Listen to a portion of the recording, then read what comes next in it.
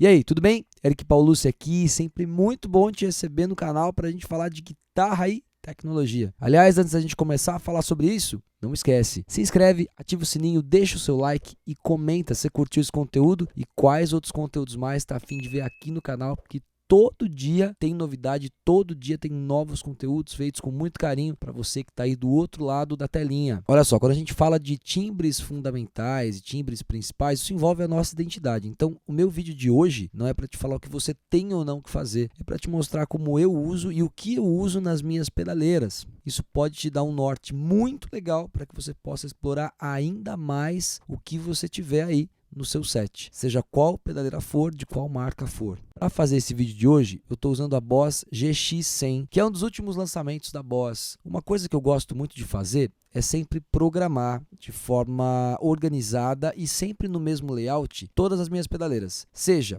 a GT8, a GT10, a GT100, a GT1000, a GT1000 Core, seja qual for, existe uma ordem, existe um nexo na ordem dos meus presets. Isso me ajuda muito, porque seja qual pedaleira eu estiver usando e em qual trabalho eu estiver fazendo, a ordem está sempre a mesma. Por isso, eu vou te mostrar o que está sempre presente no meu banco principal. Eu sempre crio vários bancos, de 5 a 6 bancos para cada guitarra, com os presets específicos e os presets principais. No preset principal, vou colocar aí no número 1, eu utilizo alguns efeitos e algumas diagramações padrões que vão me ajudar muito no decorrer desse caminho. A primeira coisa que eu faço na hora de eu programar a minha pedaleira, eu imagino como um set de pedais. Então, eu crio uma sequência de pedais que são coringas para as minhas utilizações e na sequência eu vou simplesmente trocando os preamps, mas eu mantenho essa mesma diagramação. Salvo as exceções quando eu vou fazer um preset bem específico com uma música bem específica. Aí eu mudo algumas coisas. Porém, nesses presets principais, eu vou chamar esses presets de alfa. Nesses alfa, eu trabalho sempre com a mesma diagramação. Quem são esses efeitos e quem são esses pedais que para mim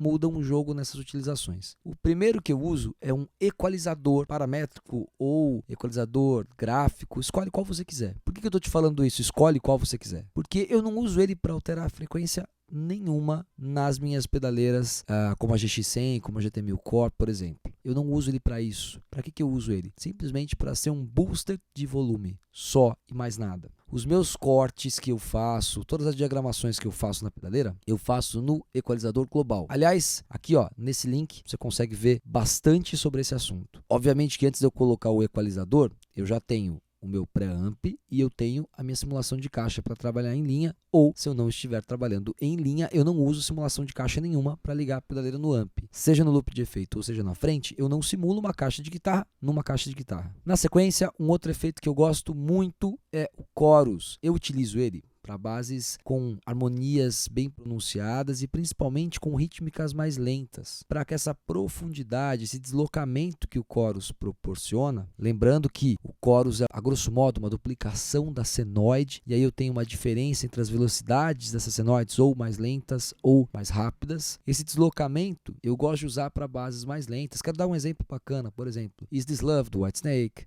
Tears for Fears, Everybody Wants to Rule the World. Você pode pegar inúmeras músicas que vão ter isso, músicas do Richie Sambora, como Church of Desire, enfim, tem N músicas muito legais com esse mesmo contexto. Na sequência, eu deixo programado um delay. Eu gosto muito do Space Echo, Mas o que é legal você entender é o seguinte: delay analógico, delay digital. A diferença entre os dois está na cauda. A cauda do delay digital, ela vai simplesmente caindo o volume, mantendo o mesmo timbre. No delay analógico, ela vai degradando essa cauda. Qual é o melhor dos dois? Aquele que você gosta mais. É óbvio que existem algumas propostas e existem algumas diretrizes importantes de você escolher, principalmente quando você está fazendo covers específicos. Mas para fazer o seu próprio som e para tocar no dia a dia com a grande maioria das coisas, você pode utilizar muito bem ambos os dois. Lembrando que deve-se atentar sempre na questão do feedback, na questão da mixagem. O feedback é o quanto o delay fica repetindo. Se você exagerar demais, a repetição vai continuar soando e pode te atrapalhar com rítmicas futuras dos próximos compassos do que você está fazendo. Então tome cuidado com o feedback, com a mixagem, para você não molhar demais o seu som de guitarra, não ficar muito escondido. E principalmente no lance do delay time, eu gosto muito de usar ele em 400 milissegundos. É óbvio que eu não uso só em 400 para todas as músicas, mas o 400 milissegundos é um tempo de certa forma coringa, me ajuda a colocar um norte ou para mais ou para menos. Óbvio que varia a proposta, mas de uma forma geral resolve bem muita coisa. Se você quer um delay mais lento, uma resposta mais lenta, aí você vem aumentando esse delay time. O delay time, ele lida com a distância entre as repetições, e isso vai te dar um norte gigantesco. Por quê? Porque você pode entender como trabalhar com ele. Na sua pedaleira, com certeza você vai ter uma ferramenta que é o Tap Tempo, e aí você pode com o pé colocar esse tempo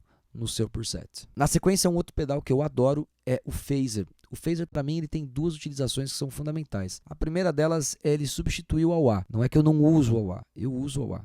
Mas em muitos momentos eu não quero usar ele, quero usar um outro efeito que me arremeta a uma boa rítmica e que me proporciona sonoridades interessantes para fazer essa parte rítmica. Então eu vou para o phaser e ele sempre está na frente do meu amp, que eu sempre ligo ele na frente do meu amplificador, ou no caso da pedaleira, antes do meu preamp, para que ele soe mais ameno. Modulações na frente do amp ficam mais amenas, modulações no loop de efeito ficam mais pronunciadas. Então, por conta dessa identidade de querer essa modulação mais amena, eu deixo ele na cara do amp ou antes do preamp. É legal ressaltar que você vai perceber essas diferenças mesmo na hora do drive, tanto que o Van Halen usava o phaser assim, o phaser na cara do amp e não no loop de efeito, para que ele soe mais ameno. Tanto que essa mesma regulagem que substitui muito bem o wah-wah, onde você tem um rate com menos proporção, um rate mais contido, uma profundidade estabilizada e uma mixagem controlada, ele vai muito bem também com o drive para fazer essas ondas Ed Van Halen. Outro exemplo bacana que eu gosto de usar é o phaser com mais rate, acaba assimilando a ideia de um Leslie, mas sem ser um Leslie. Fica muito bacana, fica muito interessante, vale a pena usar dessa forma também. Outro efeito que para mim eu gosto demais, principalmente trabalhando em linha,